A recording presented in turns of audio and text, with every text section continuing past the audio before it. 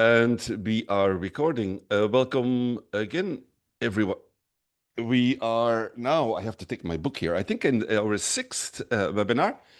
This webinar will be with Michaela class presenting on insurance, talking about insurance on Transat insurance in general, on Transat and beyond Transat.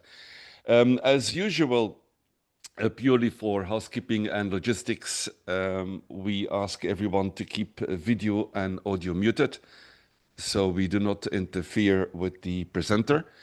We'll have something like a maximum an hour of presentation time. And then during the presentation time, we collect questions and input and remarks in the chat channel here on Zoom. After the presentation part, we'll do a 30 minutes of Q&A or whatever time that it takes to complete the questions on the Q&A. As usual, this webinar is recorded and the link will be distributed to the group after a couple of hours after the webinar. So thanks again in joining us in this very early Monday morning. And with this, I go on mute and I hand it over to you, Michaela. Welcome and thanks again for joining us. Thank you, Peter. So Peter roped me into this webinar. He said that would be a good idea to talk about insurance. So my name is Michaela. I'm working for Pantenius Australia. I joined the company 13 years ago when this office opened in the Southern Hemisphere.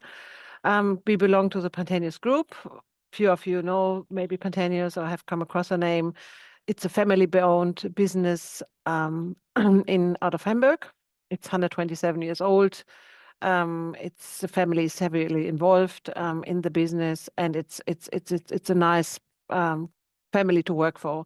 They're very caring. There's not much red tape. It's not like a corporate business we work for. I'm actually a person from I'm from a countryside in Germany. I moved to Australia 20 years ago. And I'm the non-boaty in the office. We have a lot of experience in this office, and I'm the person who have been elected to talk today, being the non-boaty. However, in 13 years, I learned a lot. I've seen a lot. I have a very sweet spot for our cruises, our blue water cruises. I've done a lot of work for them, with them. We wrote a lot of prevention articles. We listened to how we can improve our policies. I spent a lot of time in the Pacific, in the South Pacific. Last week, I attended the Fiji regatta. So some of you guys who have now planned to cross the Atlantic, you probably also thinking to move later on into the Pacific, where you go to French Polynesia, and then you maybe venture on into Tonga, Vanuatu, New Caledonia, Fiji, and then you're going to spend maybe the cyclone seasons in either New Zealand or Australia. So maybe I will see some of you in the future. So we have now, Peter asked me to put a couple of things together. So what we as insurers would like to see. And I give you a couple of ideas about how you maybe can reduce your premium and how the whole premium calculation works. And yeah, so here we go. My name. Explain. So we're going to go quickly through the basics of general insurance, then what's factoring, coverage and cost, insurances for the transatlantic passage, gross negligence. So gross negligence is actually not something I can talk about much, but negligence and claims and inexperience, and how we as insurers deal with claims they were caused because of inexperienced sailors, common transatlantic claims, and some considerations for when you're in the Caribbean. So let's start with topic number one, which is the general insurance. So for me, it's now really hard because I don't see your faces. I don't really see, do you have any questions? Do you understand? Do I speak too fast? Or, but maybe we can write little points down and we discuss all the things later. So let me race through these slides. So we have slow down. We have two types of insurances for our blue water sailors. So the first one is just a simple third-party liability cover, which you need when you go into the marinas. It's just a liability cover. So if anything happens caused by you or your boat, this insurance will cover the damage you have caused to other properties, but not the damage you have caused to your own boat. It could be like, because let's say, I'll give you an example. Let's say you have made some modification to your electrics in the boat, and it was you fiddling around with this, your boat catches fire, and a whole marina arm blows up at the same time because that was caused by you. This would be a scenario where the third-party liability would kick in. So we would pay for all the damage that was caused by you and ultimately your vessel, but we would not replace your vessel. We would also make sure that the salvage cost or the salvage is included, or the wreck removal, which is usually the most expensive, to remove the wreck and discard the wreck. So those things we would cover under the third-party liability cover. Full comprehensive, we call it a full comprehensive cover, which includes the liability cover, which also includes the hull cover, which is any damages. Going back to this little silly example of the boat blowing up on the dock, in this instance, the insurance would also replace your vessel. Also, any hull covers, like you have any groundings, you have any dismasting, you have any collision with an object in the ocean. All these scenarios would be fall under the hull insurance cover. Personal accident, any that's usually a small component. It's not a medical cover, and it's not a travel cover or travel insurance. It is basically any personal accidents on the vessel during crossing. Let's say you're just like your fingers or your hands got stuck in the winch and you maybe lose a finger. Then you can get there's a disabled benefits included, and that's you get a payout on this. Or let's say you have an emergency surgery while abroad. You need to go emergently. You have an emergency. These emergency costs would be covered. But this is it's we can talk about this personal accident insurance a little bit later and a few more details. It's not a great cover. So I would not cross an ocean with not having an additional health insurance in place. This is just like, and it's quite cheap as well. I think in Australia, it's just a $60 component for the year. So it's more like a death and disability cover. So hull cover, it's usually the ones which you want the most, because you want to make sure that your asset is protected, and that your asset is for what you have worked hard for, that you don't left that if you lose your vessel, that you get some money back. War confiscation can also be included, which is sometimes nice if you sail into those countries where maybe someone locks your vessel up and they say, okay, you have not the right insurance documents, or you have, what could we say for war confiscation? It's you have, let's say you have some paid crew on the boat, and the paid crew is going out and they have a big night in the harbor, and they come back really drunk, and maybe someone starts a fight with a local on the dock, and they go to the dock master and they lock your vessel up because your paid crew is staying on your boat, and so they lock your vessel up and say you can't get your vessel because one of your crew has threatened a local.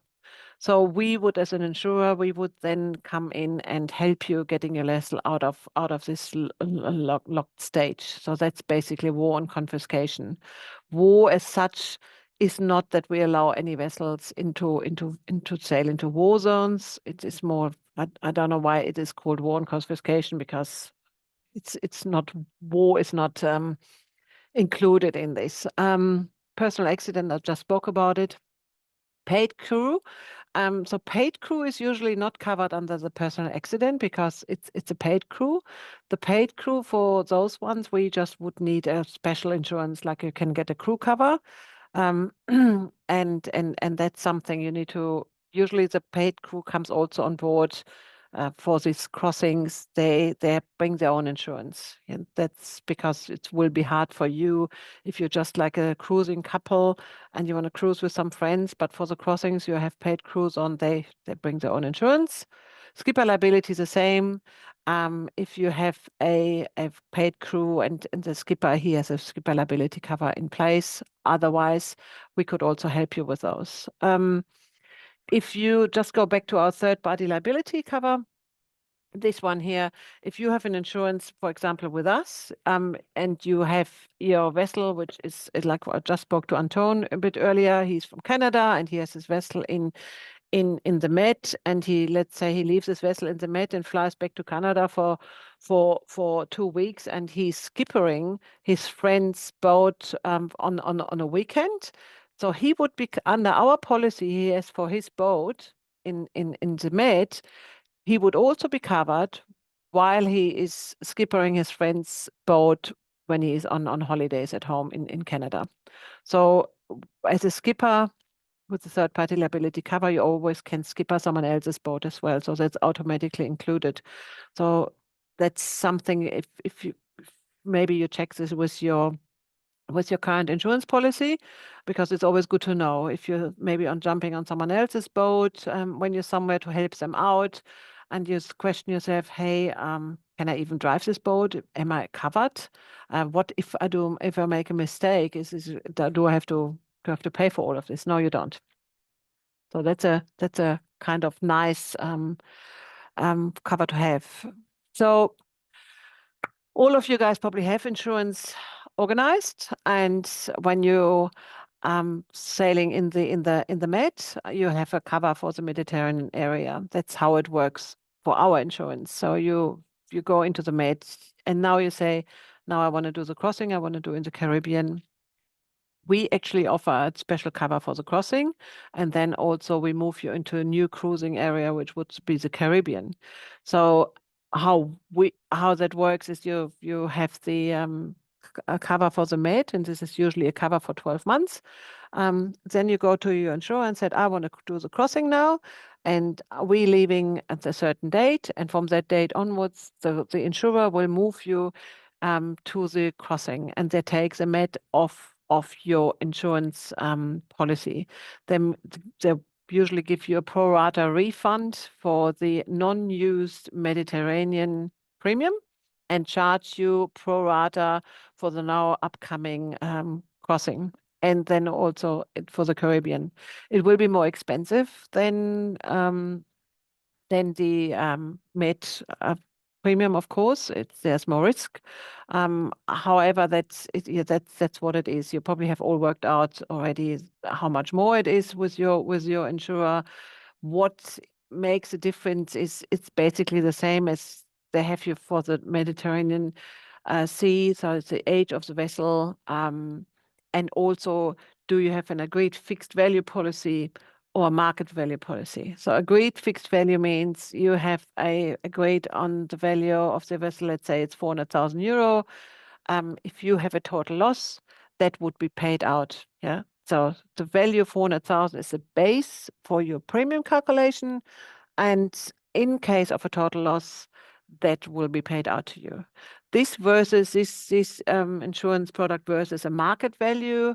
Let's say you have your vessel insured for $400,000, but you're on a market value policy. The 400,000 is still the base for your premium calculation. However, in a case of a total loss, it's very unlikely that you get the $400,000. You probably maybe only get 350,000, because it happens that the market maybe is going a little bit downhill for the used boat market, and your boat is exactly, yeah, like maybe the insurer finds a boat like yours and it's very similar to yours. We all know that it's not, because you have put so much additional stuff on your vessel. However, they have the rights to only pay you out of the market value, and some insurers also reserve the right to replace your boat with something similar. So that's something you should check. Are you on a market value policy or an agreed fixed value policy? Because you pay for a value, and you should be able to get this value in a case of a total loss. Doesn't make any differences for partial losses. So any repair jobs, it doesn't matter if you're on an agreed fixed or market value policy, because the repair costs are the same no matter on what policy you are. Crew experience is important, particularly when you do crossings. And you want to let your insurer know, this is my crew. I have a couple of experienced skippers on board. Can you please approve these skippers to do the crossing with us? Then cruising areas, of course, they every cruising area has different rates. So the Med is fairly cheap. The Australian parts, the southern part of Australia is fairly cheap too. Going into the South Pacific, it's for us at Pantenius Group wide, it's the most expensive area because it's just vast. It's just really hard to get you out of the water, to get you lifted, and to get, if you had the mast, it's not this mast somewhere in the Pacific. It's hard to get a brand new mast to you, and it takes months, absolutely months and months to get you back onto the water. So hence, some cruising areas are really expensive and some are less expensive. What we also do for coverage and cost, like coverage, we expect, like we are one of the insurers, we expect to have an out-of-water survey for all vessels we insure, for vessels 6 years and older. And then once we have received a satisfying survey report of your vessel, we would like to see a new one every 5 years. That's some of you probably say, why do you want to know this? I'm an engineer. I know my boat. I live on my boat. Yes, we know this. We all know this, that you do, and we like liveaboards. Liveaboards are fantastic. They know their boat inside out. There's something broken. It's fixed immediately. You all know what to do.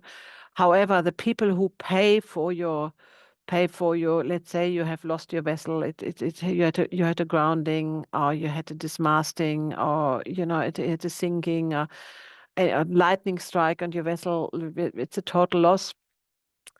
If we can prove to the underwriters who basically pay for the claim that your vessel was an absolute tip-top nick and it was seaworthy, and we have a fairly recent report, then there's nothing standing in the way for the underwriters to release the funds immediately to pay for your total loss, for instance. So that's why it's good to have this out-of-water surveys for us to show the underwriters that your vessel is in a good nick, and it's also for us to say, do we want to insure this boat? Is it looked after? Because you guys are already look after your vessels, and you are concerned and you want to know, you want to do the right things. But then you sometimes see people in the marinas, they say, oh, well, that's a bit of an SB, how we call this in Australia. It's like a bit of a shit box. And we do not want to insure those, because we stay away from the boats that have not been maintained, because that's for us as an insurer a way of ensuring that we don't have to increase our premium rates. Because if our claims ratio are in a good level or in a good range, then the underwriters are happy and they don't ask us to insure the premium rates. So for us, it's important to have really good, well looked after vessels on the book, and we find out about this by looking at the survey reports you provide. I think that makes sense.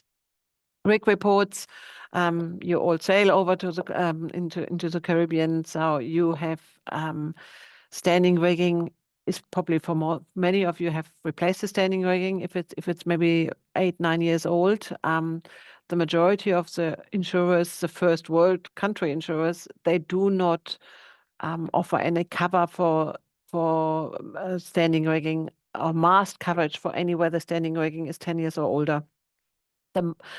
Lots of insurers, they exclude the mast from cover if it hasn't been replaced, and that's standing rigging replacement is an important thing, and there's so much data out there and so many articles about what to look out for your rigging, for your standing rigging when it is replaced, what to do, how to get a good the rig report, because that's really important for us as an insurer to have a recent rig report, or just a copy of an invoice you paid to the rigger to replace your standing rigging. That's enough for us as well to see that it has been replaced.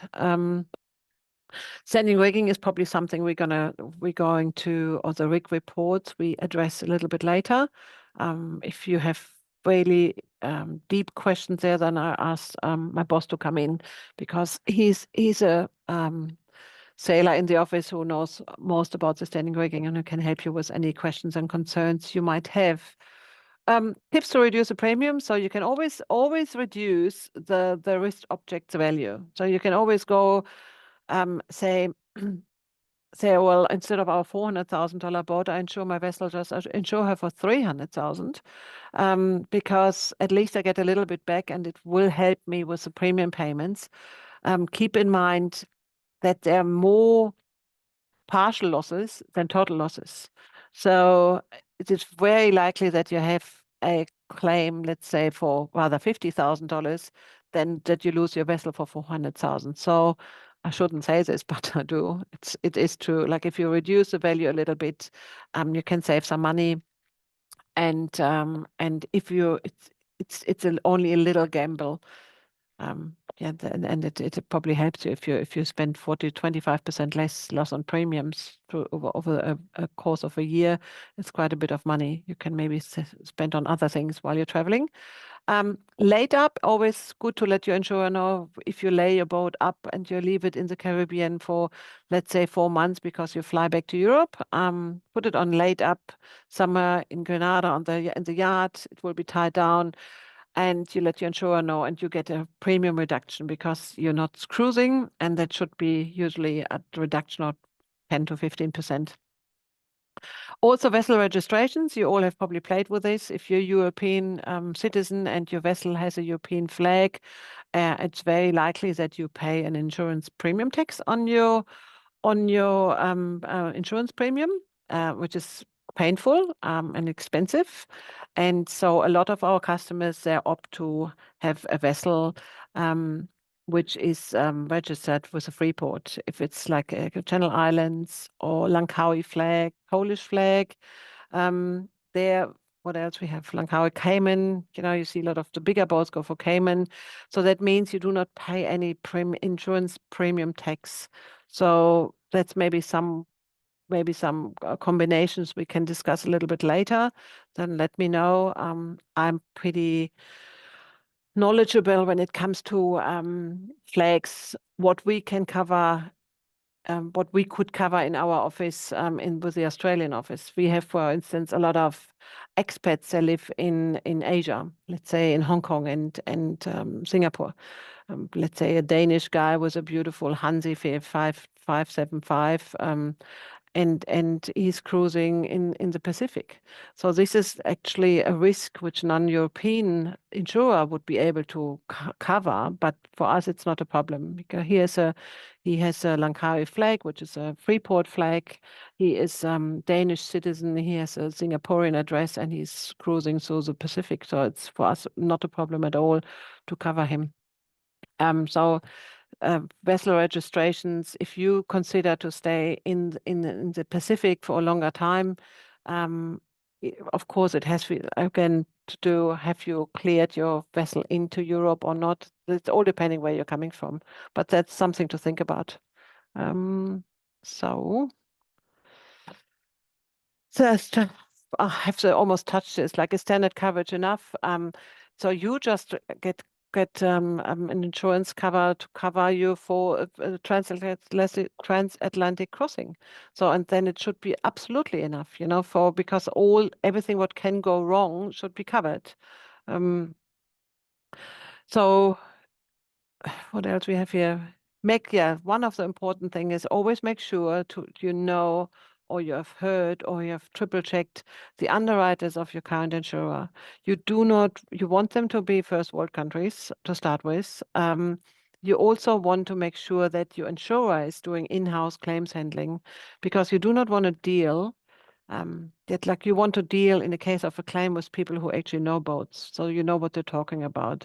That you don't have someone sitting there in a call center in I don't know, in Timbuktu and trying to help you handling your claim while you're actually desperate to get back on the water. And of course, for the passage, you make sure that the vessel is prepared. And as more as you communicate with your insurer and say, look, I have done this with my vessel. Here's again my latest survey. My rig is in absolute order, and although my standing rigging is already 5 years old, I have sent a rigger up there, and he has checked everything. Or I have, I've done all these things. My crew is prepared. I have some experienced people with me. We have the plan. You have done the provisioning, and the physically you fit to do the crossing, and then you just go and you enjoy yourself out there. You just cruise and have fun. And that's what it's all about. Like if you see, I see these faces at the other end. They've done the Atlantic crossing and they have spent already 2 years, and they're all said they have the trip of their life.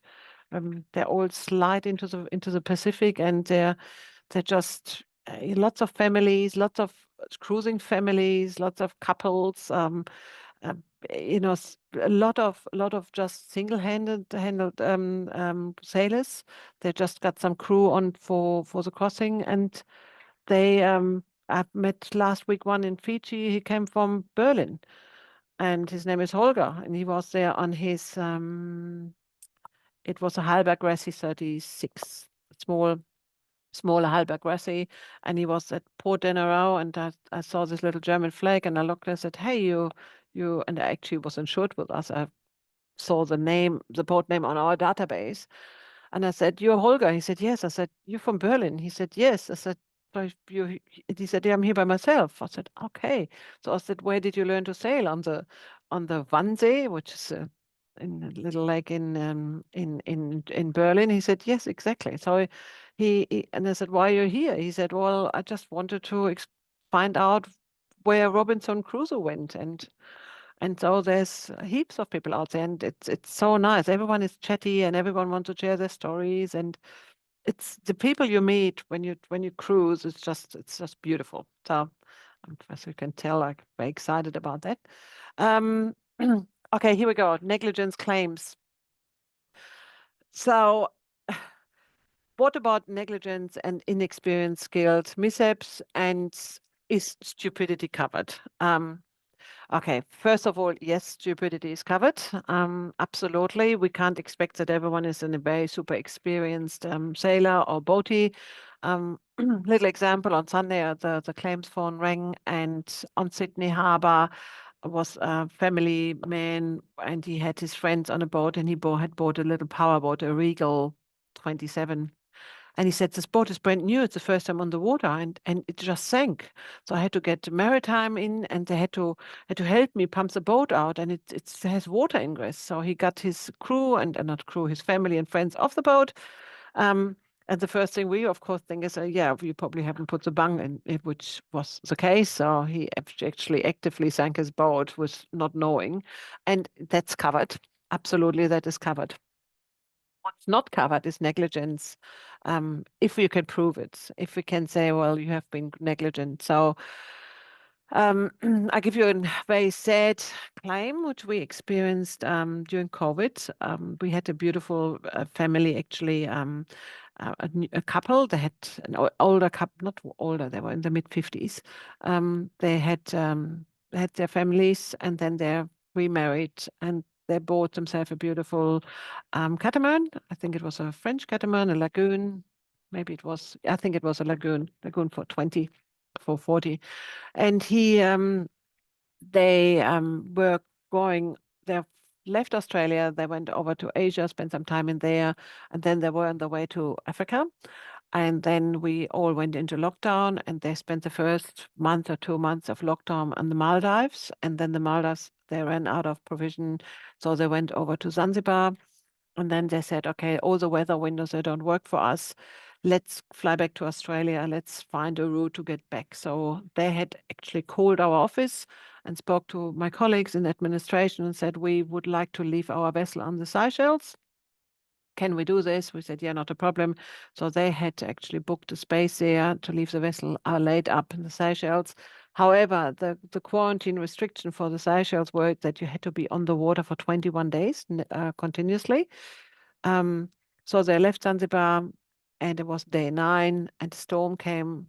A storm approached, and they should actually have turned around and go into the back into Zanzibar. However, they didn't. They kept sailing, and they sailed into the storm, and then they had some water ingress, and they did a radio call back to their daughter in Australia, and also an EPIRB Mayday call, and they jumped into the life raft, which was not a good decision to do. They then found, I think the daughter from Australia, she had organized like a search and rescue. However, it was way too stormy, so no search and rescue could leave.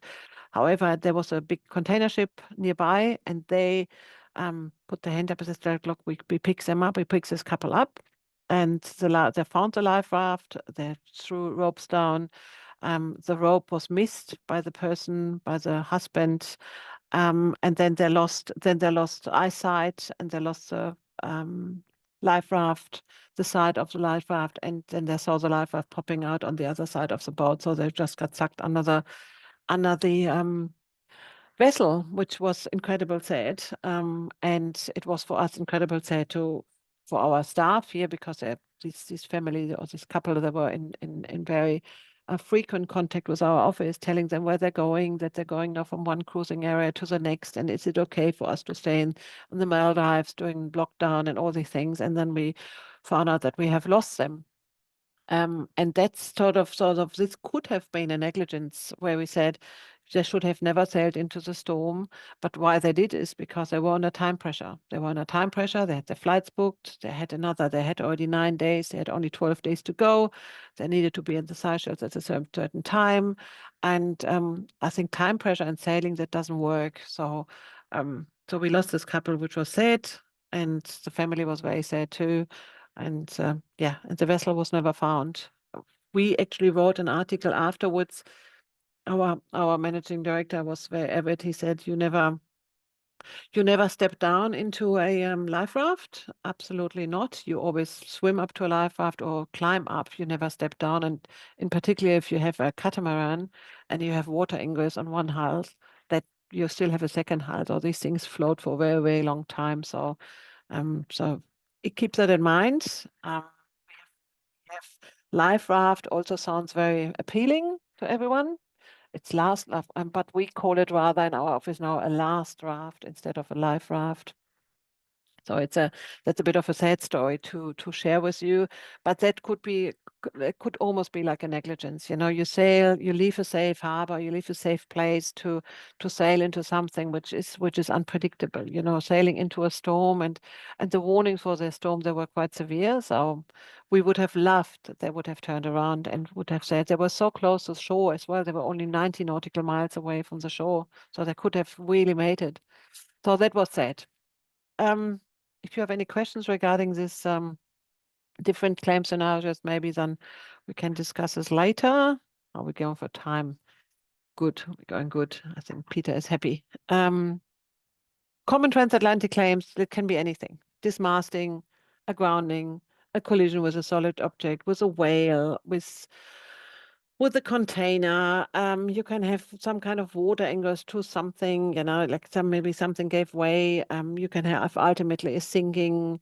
And what we then do is we as an insurer or your insurer, you first of all, common sense is the first thing you do. What the first thing we should do in certain scenarios? Dismasting, you maybe have to cut the mast loose to let it go. Groundings, just wait until how can you actually ground it anyway? But the collision with the solid object, that's something which happens a lot. And you just see if you can fix the leak and the water ingress and run the pumps, and then see what happens. And if you have to leave your vessel because you need to be rescued, then that so be it. none of you and none of our customers want to lose their vessels. There's no one who wants to leave their vessel. They all love their boats. They've picked their boats. They've spent a lot of money on them on the boat to make it safe. But if you for some reason have to abandon the ship, then you do it because it's safer, because you need to be rescued. So, and then the claims handling would start, and it takes a while to get to the bottom of what happened, what happened, but that's what you have insurance for. You get, it's a dismasting, you get a new mast, and it's a grounding. We just make sure we save your vessel, and your life is made safe, because your life is the most important. Everything else can be replaced. A little for the Caribbean specific consideration like theft and burglary risk, you probably have thought about this. Hurricane season, interesting. So the named storm, there's usually no cover for it. We stay away. The only place where we as Spontaneous Australia offer named tropical storm cover is for the northern part of Australia, and only if you live there. So if you sail into the Caribbean and you get hit by a named tropical storm, it's very unlikely that you have cover. However, if you get hit by a storm, which is unnamed, then you should have cover in place. So read through your policy conditions. For us, it is the case, no cover for any damage caused by a named tropical storm or by a named storm, but definitely cover for an unnamed storm. If you have questions and would like to find out more details about anything, any of these storms handlings, then let me know. Piracy awareness, of course, you make sure that like you have all read about it. Like we have not dealt in our office with piracy, so I don't really know much about it. No-go zones, of course, we all know the no-go zones. They're very obvious in this DNA. And then a little summary of what we have discussed. So it's like really, it's a cover in place. Do you have enough cover in place? Just check your policy schedules and your insurance policy that you're covered for outside the area you're actually in. A lot of insurers offer worldwide cover. So if you have a worldwide cover, just quickly check, is a crossing included? And there's no harm in just sending your insurer an email or give them a call and ask for details to that your cover is explained. Server reports, rig reports, do you have those? Have they been cited by your insurer? Did they give you the green light? And the final tip from us is always make sure you stay focused at all times and you have a well-rested crew for those passages. It's you run on quite low on energy because you only get a few hours sleep, because that's how it works for your crossing of, I don't know how long does it take, between 12 and 18 days probably to cross the Atlantic. So you will be sleep deprived, and many of you have already had to have maybe older children, and you maybe still remember how it was when they couldn't sleep.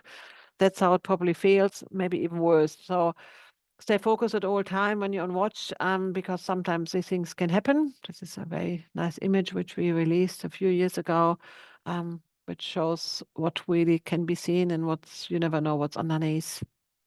In this instance, a lot of things could happen. You could just maybe have just a little damage to the keel, hopefully not a lot, but you would make it to the next place where you can lift your vessel, and I would actually get my vessel lifted and make sure that the keel is not damaged. The bolts I will pop in because that's our safety thing, the keel, isn't it? That's what I learned over the years. All right, cool. And that's it, Peter. You can unmute now, everyone, and we can ask questions. That was the fastest. I couldn't speak any faster. Really? No, it was good. It was good, Michaela. Thanks for these insights. There's quite a number of questions that have been coming in, and there's questions that we assembled also from the group on forehand. So we're gonna fire them off. For some of them, I have the name of the person who originally asked the question. That might have been a couple of days or a couple of weeks ago in our online WhatsApp chat. But if anybody wants to do a follow-up question at this point, you can easily unmute and come in and we can start a conversation. First of all, for the real novices in insurance, like myself, Michaela, what is an underwriter? Okay. Oh, that's actually a really cool one. Lots of my opinion. So an underwriter is the person, like the insurer sitting behind. So we actually arranging insurance, Pantene arranging insurance, but we wouldn't be able to pay for all the claims. So we have investors sitting behind it. These are underwriters or the insurers who basically pay for all the risks they pay for the claim. Let's say you have all heard about Lloyd's syndicates. You have heard about, we are underwritten here in Australia by Chubb Insurance. Chubb is an American based, and also Hannover Re, which is a quite big large German underwriter. But you heard about maybe Zurich or Munich Re. You heard about AIG. These are all big investment companies, underwriters. They have the risk. And why underwriter? So I actually explained it to my colleague today. So back in the days when you, let's say, our basically founder and boss, Harald Baum, the German guy, he said back in the days in the early 70s when he wanted to insure blue water cruises because he opened his second office then in Plymouth. And because of the blue water sailors who all left the UK and wanted to explore the world, and Pantanius wanted to encourage these guys, and we still do, encourage everyone to go and sail and cross the oceans. So he said, okay, I have now a vessel here of worth $400,000 or euro, Deutsche marks, or whatever currency. And he says, I get now, there's his family from England. They want to cross the Atlantic. They want to go into the Pacific. And the vessel is $400,000 worth. And we're going to get a premium of 15,000, a yearly premium. Who of you? So he walked into where all the insurers are. If it was Lloyd's or single insurers, I said, who would like to take this risk on? And someone said, I take 10%. And another insurer said, I take 5%. And another insurer says, I take 30%. And then Lloyd said, I take 40%. And then when he had 100%, like given away and underwritten, then he had a policy. And at the moment he had the signature on, and they had underwritten the policy, that's when he then could distribute the 15,000 premium to the underwriters and withheld a little commission for himself because he organized it.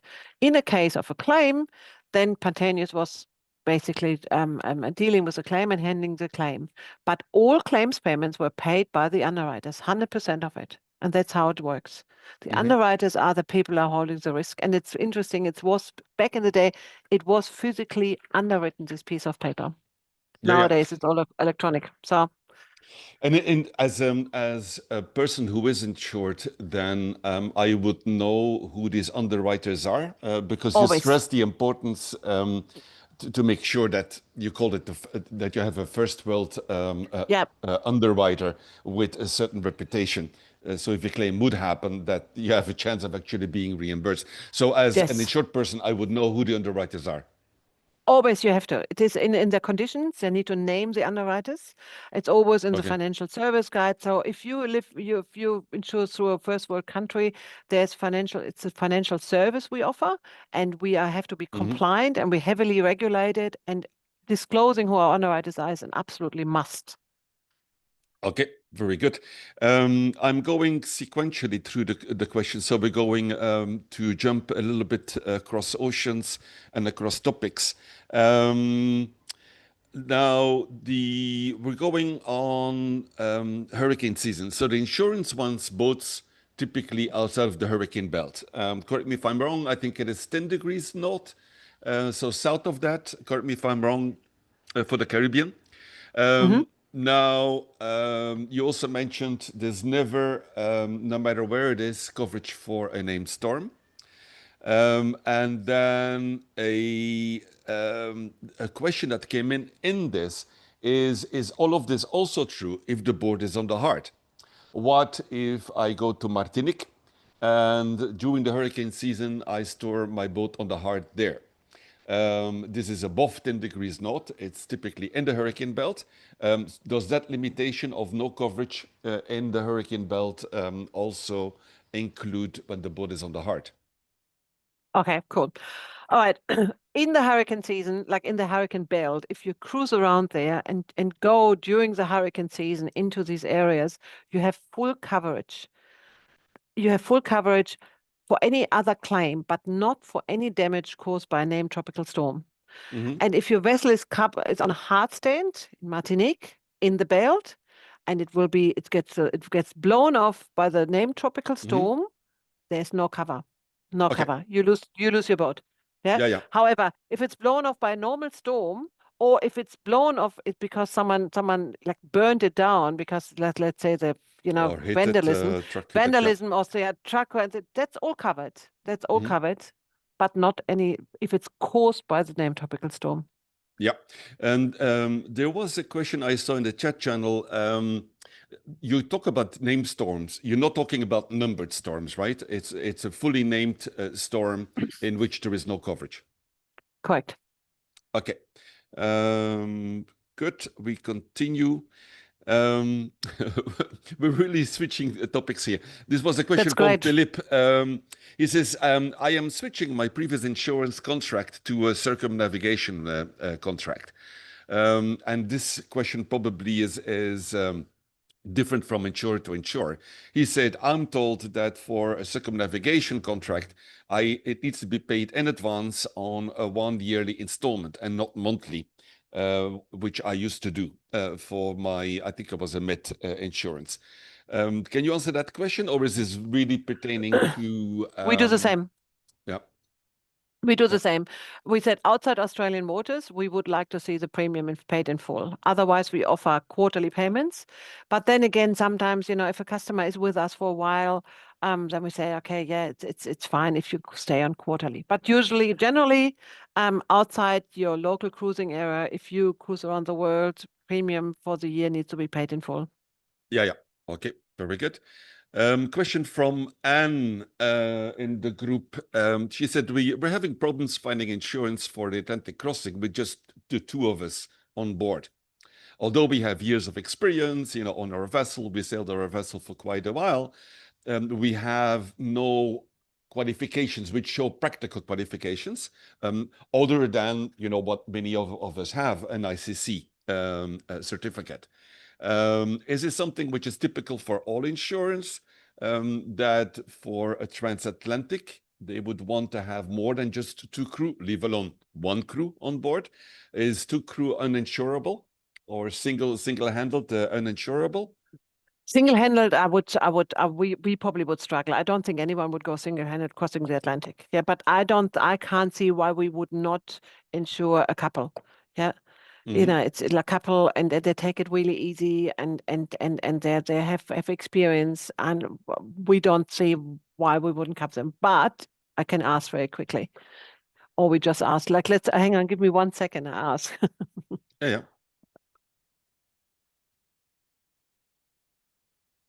Meanwhile, for the rest of the group, I'm keeping track of what is in the chat channel. So we go to the chat channel questions in just a moment. Don't forget that you can also unmute if you have a follow-up question on a topic that we're covering, so we don't have to hop left, right on the topics. Yeah, go ahead, Michaela. So that's absolutely. I said, like experienced couple sailed a lot on just the two of them crossing the Atlantic. Absolutely not a problem. Yes, of course, we would cover them. But as you mentioned also in your presentation part, it is possible that the premium would go down if you would take more crew and more experienced crew on the vessel, right? Yes. But how much? Like it's probably not as much, depending also, like this is probably a sailing boat. This couple is probably a 40-footer, 42-footer max, maybe 46.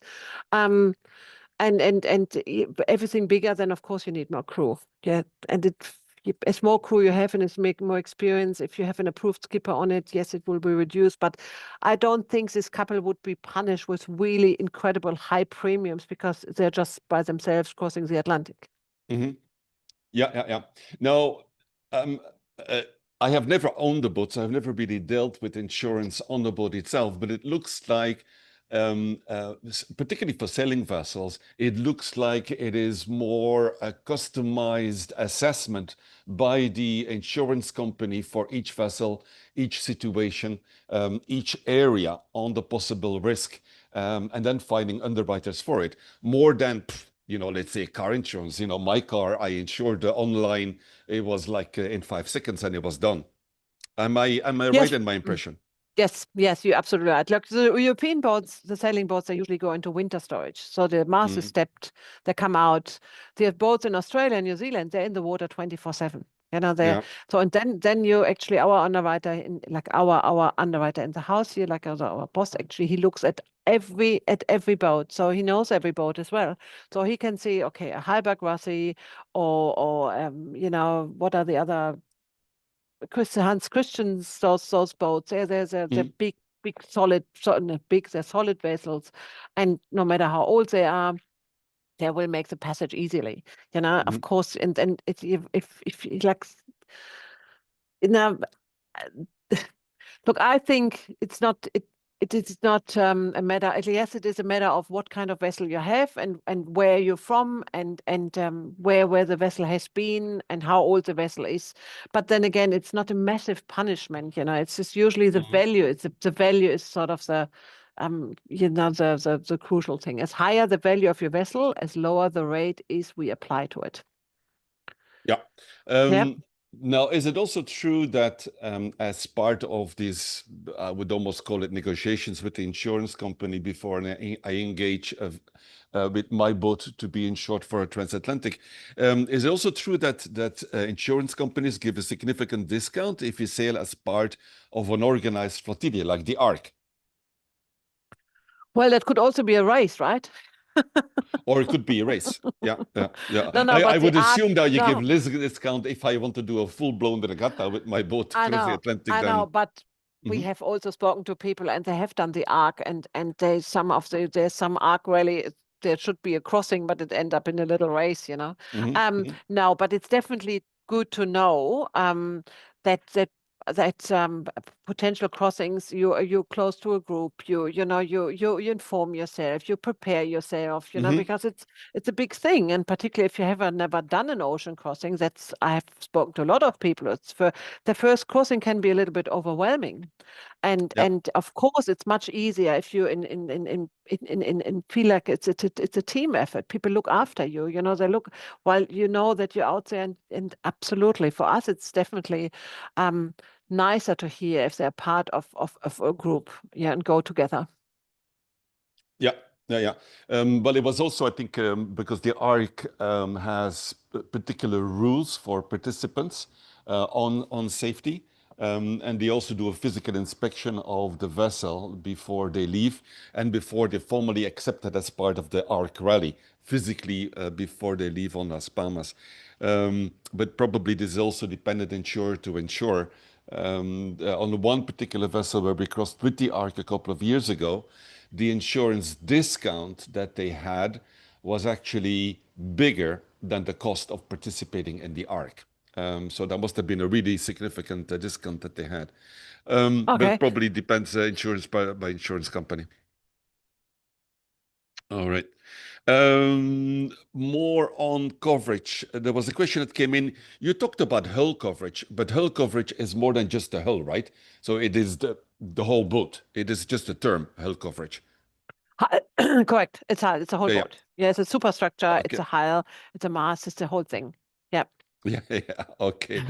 So I'm just probably the question was like, oh, you Sorry. talk about hull insurance. So if my mast comes down but doesn't damage my hull, so No. um, It's a whole the, thing. That's a term. That's a terminology. I'm sorry. Yeah, that is basically yeah, the yeah, no, cover. no, no The worries. cover. Yep, good. Yeah, we have more questions that came in on insurance. I think this one came in via WhatsApp. Um, how about you talked about health insurance and how important it is to make sure that you have an additional health insurance. But how about Medivac, which is a potential risk?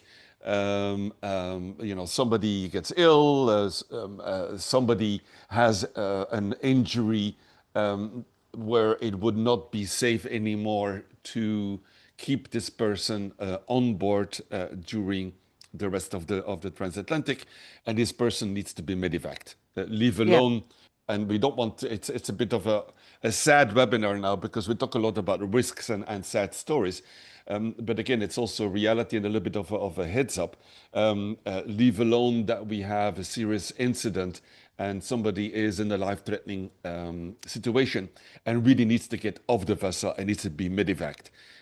Is that typically covered? Is this an extra insurance? Can I be That's covered for that's that? that will be covered because that's an emergency. That's a personal accident on the vessel. Afterwards it needs to be clarified. It could be then end up in two claims or in a different claim. It could be also a liability claim. Let's say you as a skipper, Peter, have made a mistake and Hmm. you put your crew or your friend who's sailing with you into a situation where they, let's say, I don't know, hit the head badly, but it can be proven that you were negligent in this instance. Then your third-party liability cover would pay for all the expenses, for the flight to a hospital. But yes, then that will be decided later which insurance product will cover it. However, a personal accident also would cover it because it's an accident on the vessel while you're cruising. And if it's an emergency where you need absolutely emergency medical attention and you need to be flown somewhere to get life-threatening and life-saving surgery, that would be covered. Okay. That Um, would be covered. Last other things are not covered. If you have a tummy ache, if you lose a tooth, yeah.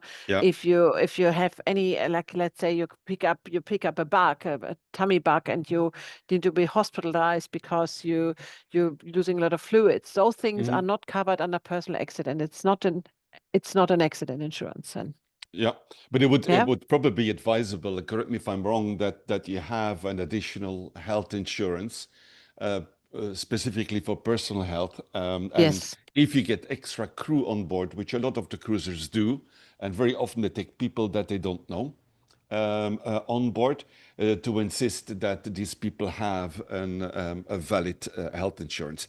If I stop in Cabo Verde and somebody gets a bad tummy flu and needs to be hospitalized and gets fluids in them to make sure, I mean, the boat insurance will not cover that, to make sure that they have a proper health insurance. correct. That wouldn't be covered by the boat insurance. Yeah. But like as you said, someone we had actually a New Zealand. No, we had that's right. We had a German guy, a German sailor, quite big boat, a big ex-yacht, I think it was. And he had a New Zealand crew. It was last year in the Pacific, and it was just really unfortunate. The mast he hit his head so hard on the mast on the boom that he had to be flown to New Zealand. So that was one of those rescue operations on a just Mhm. normal, simple personal accident insurance policy. Mhm. Yeah, yeah, Yeah. yeah, yeah. But on a personal insurance policy, not the boat policy. No, that's what I had said earlier. We have a full Yeah, yeah. comprehensive, which is bundled up then, which is Ah, okay, okay. hull, and the liability cover, and it also has then the personal accident included. And that is a really small. It's just really cheap. Like it doesn't cost almost like nothing. But if you if you're in a situation like this, then I think everyone would be happy to have this cover. Yeah, okay. Um, we again on coverage, something that you mentioned early on in the presentation.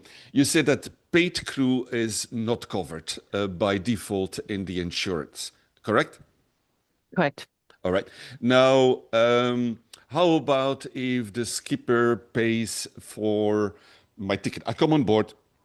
Typical situation is it's a couple that owns a boat. They've been sailing the Med for a couple of years, and they want to get somebody with experience on board to help them as like the first mate and give them advice and mentor them.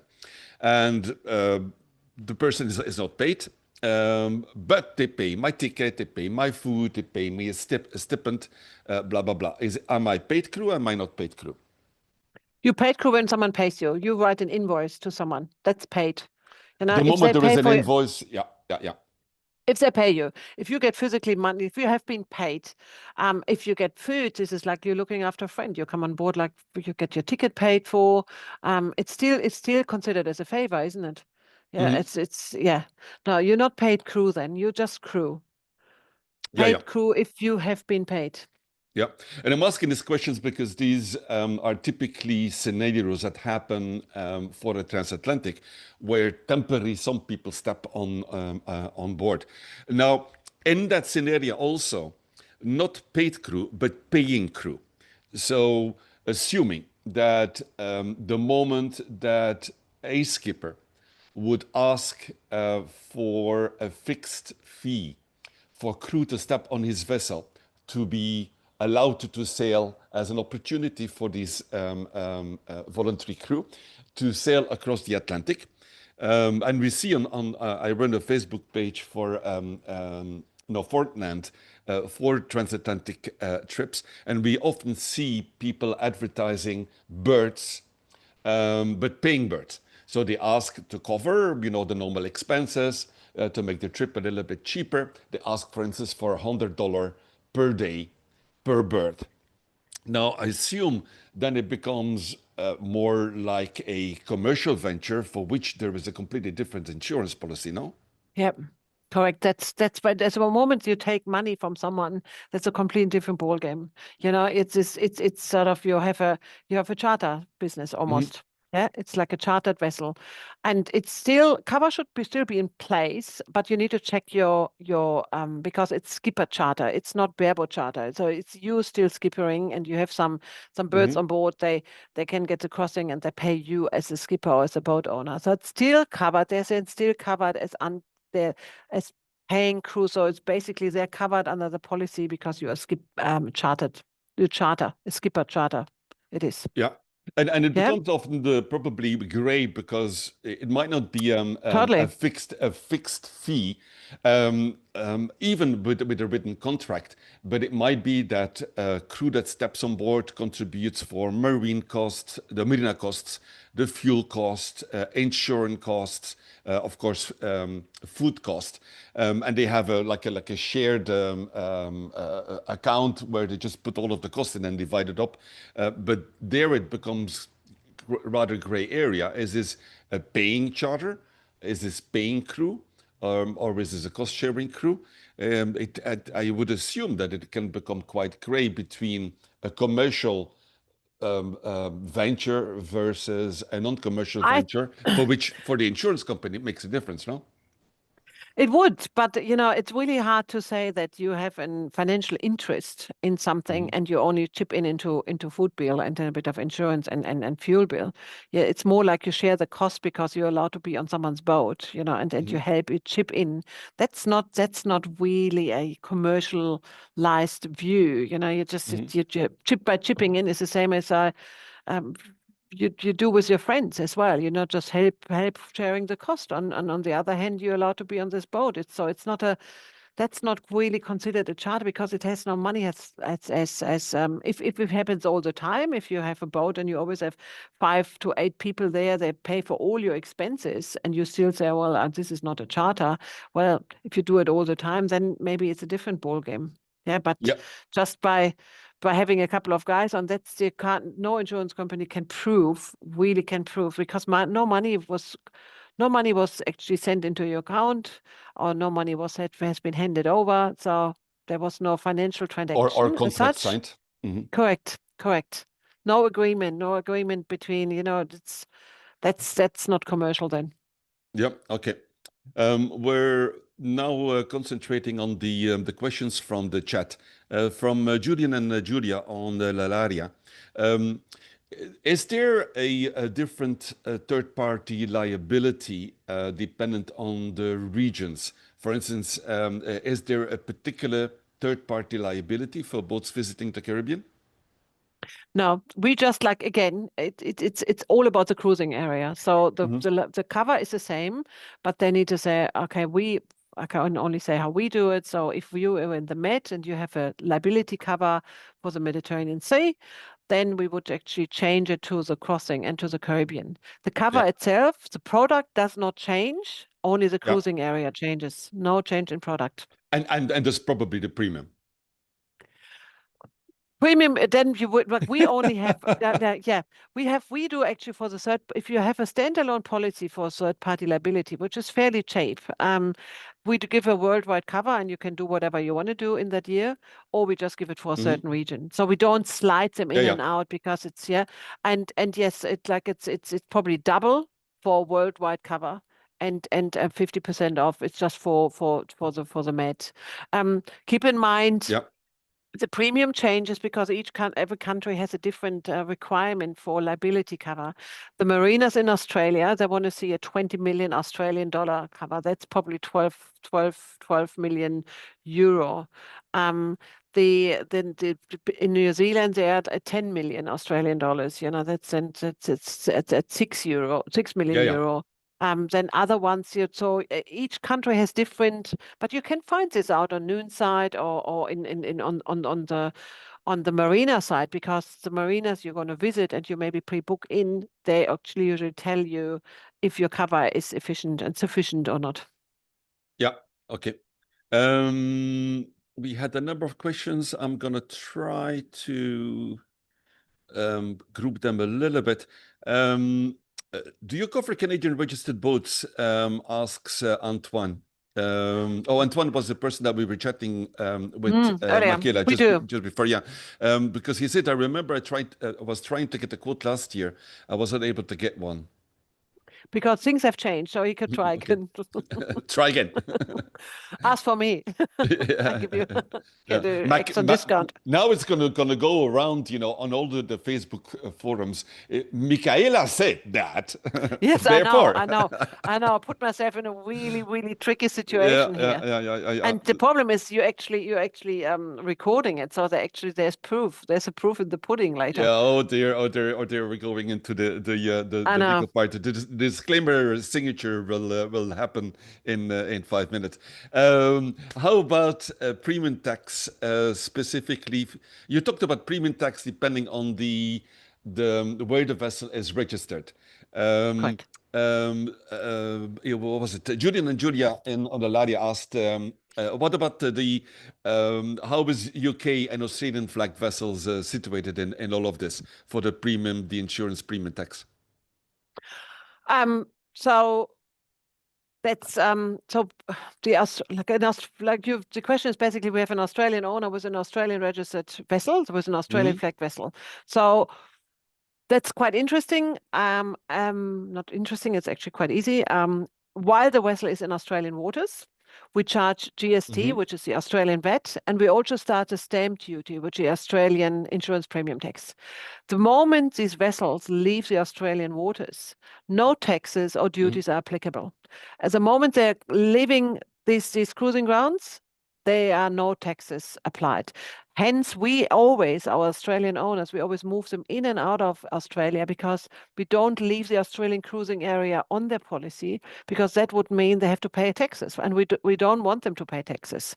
So that's easy. So the Australians also, if they don't want to bring their boat into Australia, because they don't want to pay the GST and the duties if they maybe import a boat in, they can easily, very quickly, as a Commonwealth, as a member of the Commonwealth, so the Canadians, like lots of islanders, the Australians, New Zealanders, and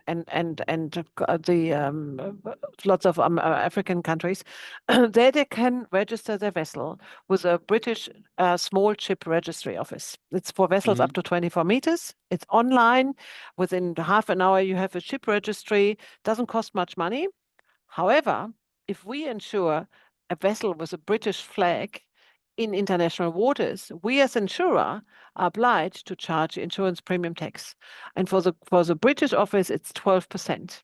So we have to charge 12% on the premium, and we just then pay the British Registry Office. Okay. Okay, I hope that's that was clear. clear. That's Mm-hmm. clear. But that's a way out to not, if you do not want to go with any free port, because some people say, I don't want to get my vessel insured with Poland, or with Langkawi, or with the Jersey Channel Islands. So what other options do I have if I don't want to have it Australian flagged? You have to have some kind of flag. You need some kind of passport for your boat. The British registration is a good option, and in recent years we have seen a lot of Australians going that way. Yeah, yeah, indeed. We had a webinar, I think it was 2 webinars or 3 webinars ago, a webinar about orcas and how to avoid the orca areas and mitigate the risks of encountering the infamous Iberian orcas. And this came in the news now recently, I think over the past week, 2 yachts were sunk. Yeah. I think one of Gibraltar, one just of Lisbon. You cover damage from orca Yes. encounters? Yes, we do. We have a couple of actually also inside reports from customers who actually have experienced and the vessel has sustained bad damages caused Hmm. by the orcas. Yeah, Yeah. it's concerning. Like there's so many facts out there or or considerations. You know, if you have a black hull or if you have a blue hull or if your anti-fouling is green, like it's yeah, it's sad for the boat owners. I feel very sorry. If something triggers Hmm. it. Yeah, Yeah, yeah, yeah. but now Uh, it's covered. it's covered here. Yeah, Yeah. And in the webinar that we did with Dory, who organizes Orcas.pt, it seems like there is not yet a correlation found between the hull shape, the hull color, the antifoiling, the type of antifoiling, et cetera, et cetera. yeah, To follow up on what you said, hull color, et cetera. But I know because a lot of the people in our group are still in the Med, so they still have to transition through Gibraltar. So I know it is quite on the mind of some of our cruisers in our group. Continuing on coverage, Valley asked, he wasn't too sure if theft is covered and what exactly is covered in theft. I would assume it's not just theft from the boat, but also theft on the boat. What if and unfortunately, this is now a slightly increased risk in both Cabo Verde, including Mindoro, where many people are transiting through, but also in the Caribbean, is theft on board, unfortunately. So, what is covered in the basic insurance? And can I cover an extended coverage if somebody climbs on board while I am touring around on St. Lucia?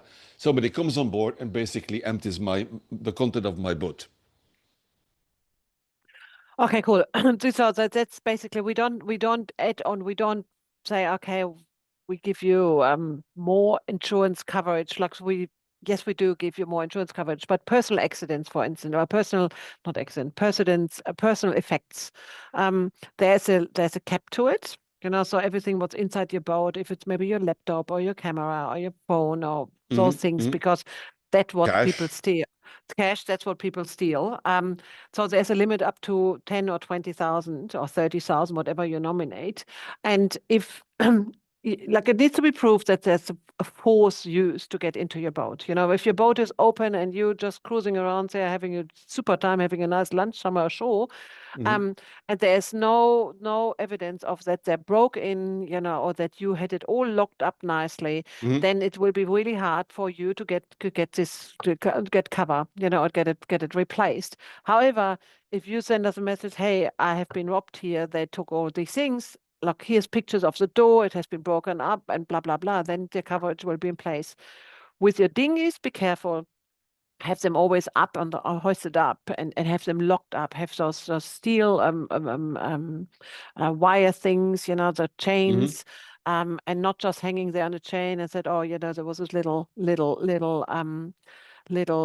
lock. Same with the outboard engine for your dinghy.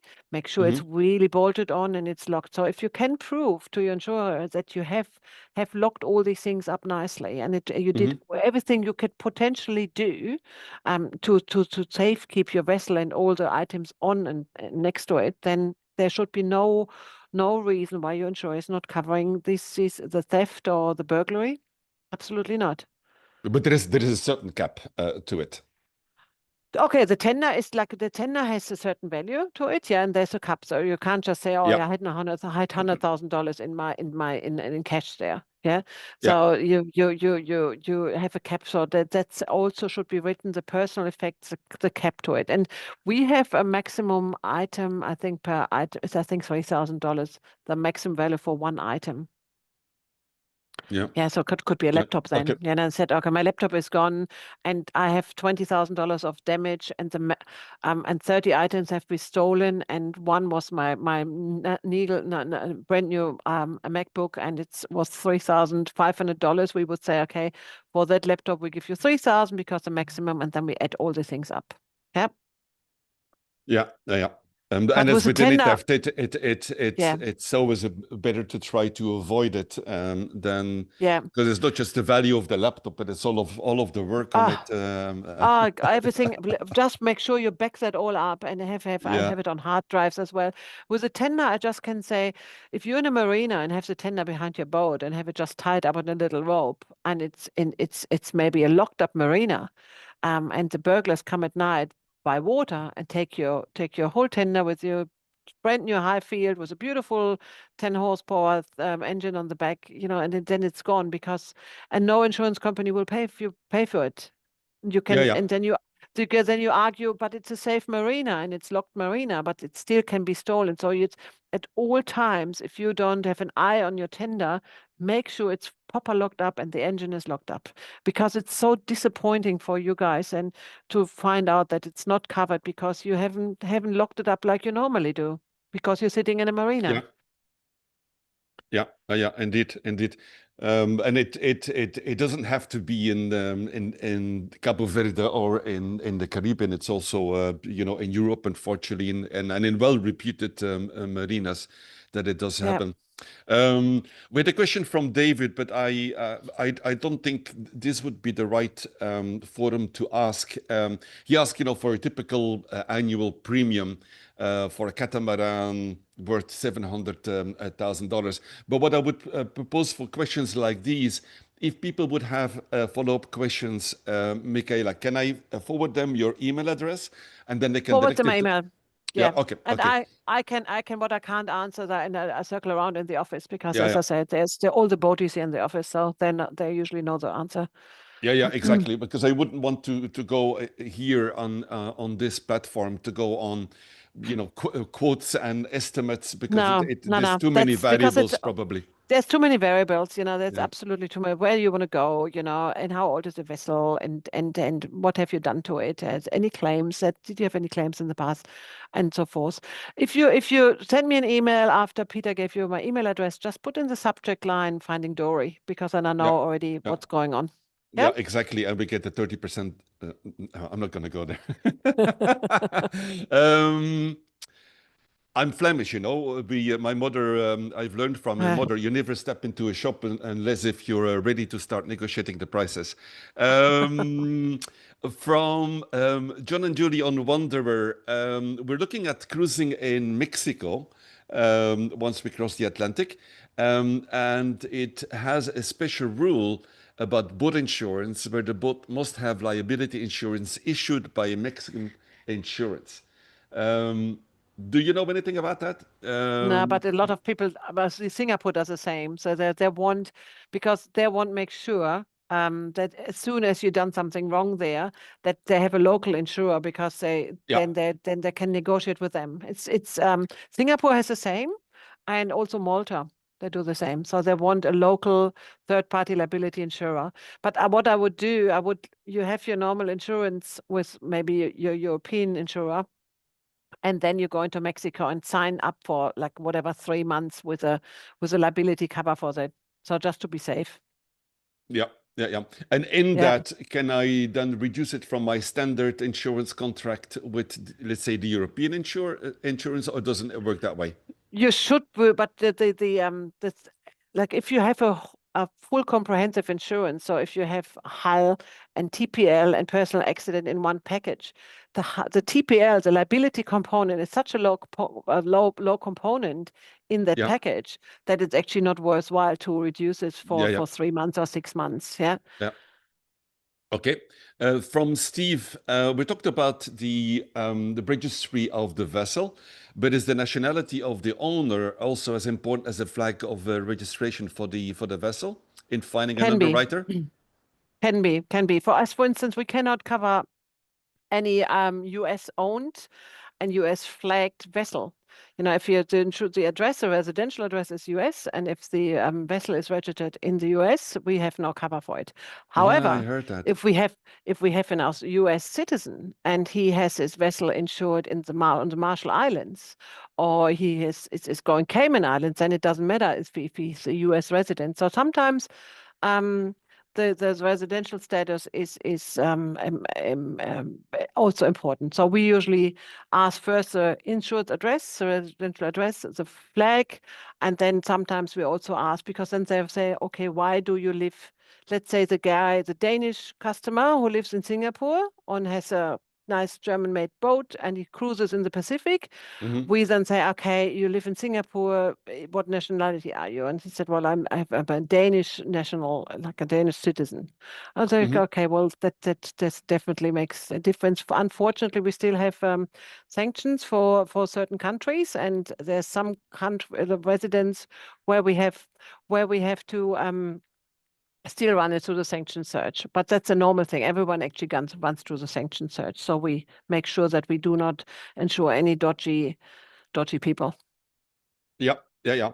There was a follow-up question from Antoine on dinghy locking, etc., etc. If to make sure that he's covered for the insurance, does the locks or the chains have to be certain marine grade quality lock or a certain thickness, because some of the chains, it's probably better not to use that particular type of chain and rather use a very good painter line rather than another one. And there is, of course, saying I secured my lock, but I use a very cheap lock which can easily be cut through, rather a sturdy, heavy stainless steel lock. Anything? Is this part I of? would go. Go ahead. I would just go with whatever you think is the safest. If you're like what's the best material you can have, because you're so reliant on you need to rely on your dinghy all the time to get somewhere, and you don't want it to be stolen. So I would Mhm. use the thickest or the best material. I don't think in our policy we really recommend what kind of material should be used, but we definitely want to see that it's locked up. So what also good advice, always take a picture. Take a picture, and if you Yeah, take a picture. This is because usually the photos are all date stamped with your phone quickly, and because then you have all the evidence. Because with the insurance, is always if you can prove it, it will be very hard for the insurance company to prove that yeah, you're yeah, yeah, against it. Sorry, English yeah. is gone. Exactly. Yeah, yeah. The In that, as we come closer to the end of the webinar, Michaela, I think it's important that people see this in the right perspective. This would be like I qualified as a little bit of a black webinar, because we talk a lot, as I mentioned before, on possible risks, on incidents, on grave incidents, and for us skippers, this is typically our nightmares. But again, the preparation and mitigation is better than curing. And in that, just a reminder for everybody that in mitigation being better than curing the problem, just to make sure that first of all you know exactly what the insurance covers, what the underwriters are. Make sure you know on forehand. Um, Secondly, as Michaela stressed, make sure that the boat the hardware part of the boat is properly inspected. And that is not only for the insurance, also for yourself. And we covered this in the very first webinar we did with Finding Dory. Part of the hardware management of the boat and the hardware safety management of the boat, and we might cover this in one of our upcoming webinars, which is more the procedural management of the boat and the crew management of the boat. Typically in the boats that where I have a management role is we do every morning, we do an inspection of the deck. We look at the standing rigging, we look at the running rigging, we look at the deck, see if anything came down that is not belonging on the deck, a nut, a piece of hardware, a piece of cloth that doesn't belong there. And very often, this already mitigates some of the possible problems that you have. And we can have a whole webinar filled with incidents of things that we found on deck and how we were able to mitigate the problem. The same also on the procedural part. Michaela covered fatigue. And we can also link this over to a webinar that we had before, nutrition. A well-fed crew and a happy crew is a crew that performs well. A tired crew, a fatigued crew, a sick crew is a non-performance crew. And we've seen this so many times before, be it in the regattas, be it in cruising, that when people are not feeling physically well, are fatigued, that automatically increases the risk that we have. And also something that we will cover in one of the next upcoming webinars is on running watches. In my experience, going over the Atlantic, gradually the crew tends to become more complacent. And watches are not by coincidence called watches, because people need to watch the boat, need to look at the boat, need to look around in the surroundings. And people typically become complacent, where in the fifth or the sixth day of a boring passage where they see no other boat, where they haven't seen anything, they might not even have seen a bird, people are not taking proper care of being vigilant during their watch. For me, somebody being on watch is somebody that sits at the helm, near the helm, looks at the boat, listens to the boat, feels the boat, looks at the surrounding. We mentioned a couple of times one of the inherent dangers that we have with insurance is hitting objects, be it a whale, be it a container, be it a piece of hardware floating. But very often you can already see this thing coming, be it because there's birds, you see some unusual activity, you see birds flying around. Typically when there's an object in the water, there would be fish, smaller fish aggregating around it, and then bigger fish fishing on that. And if they're chasing, then there would be birds around. So I'm sailing in the middle of nowhere, and all of a sudden I see a flock of birds somewhere close to the bow of my vessel. Might be a sign that there is something happening there. It might just be tuna fishing, but it might also be that they're aggregating around a piece of hardware, a piece of container. So in all of that, see it positively, see it as a stimulation of mitigating the issues, be it on hardware and be it on procedures and crew management itself. These would be my last words. Michaela, you have some wise last words before we close this webinar? Yes, I do. I actually just read quickly through our accident cover. So I can confirm there's accidents, and it's, as I said, it's a very, like, the premium is really low, but any accidents that happened in conjunction with your vessel away from your home country, because in your home country you usually have your own medical cover. It's covered up to $30,000. Also, dead body repatriation costs are covered, or if you need to you need to be flown somewhere for emergency treatment. But what I like, you have 48 hours if you are on an onshore, like you go for a hike on shore somewhere, and this trip is in conjunction with your boat. So you go in the Caribbean somewhere, and you go for a hike, and you have an accident. That's also covered as part of your accident insurance. So I think, it's a quite good one. Okay. So anyhow, that was fun. It's really hard, I have to say, to talk to a screen. So apologies for maybe be with quicker for my accent, and there's not much I can do. Accent is an accent. But if you have any questions, then let send it through. We can quote but this was just a webinar to talk to Peter about what we as insurer, and it was generic. We didn't want to make it about spontaneous.